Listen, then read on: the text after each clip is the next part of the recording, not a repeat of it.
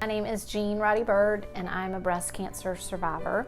I was diagnosed with breast cancer in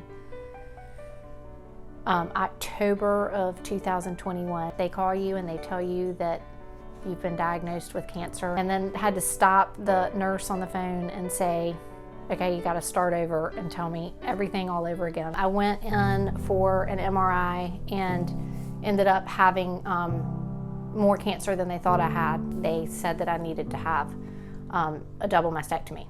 The only time that they could get me in was 3 days before Christmas, December 22nd.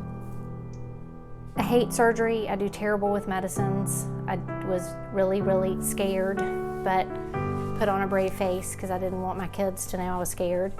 And even walking into surgery that morning, I remember turning to my husband and saying, this is so weird that I'm just walking in. It feels like I'm just volunteering to have a double mastectomy.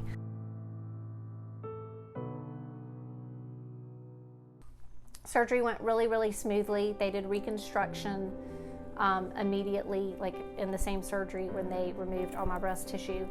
And I even went home that day. Really, things could not have gone smoother. My recovery was good and easy, and I didn't have any complications. The testing came back and told me that I did not need to have chemo, which was the best news ever. I have to take a pill that basically blocks estrogen in my body. But I mean, I feel like myself again, and I'm trying to be as healthy as possible. I feel like for a bad diagnosis that I had the best possible outcome.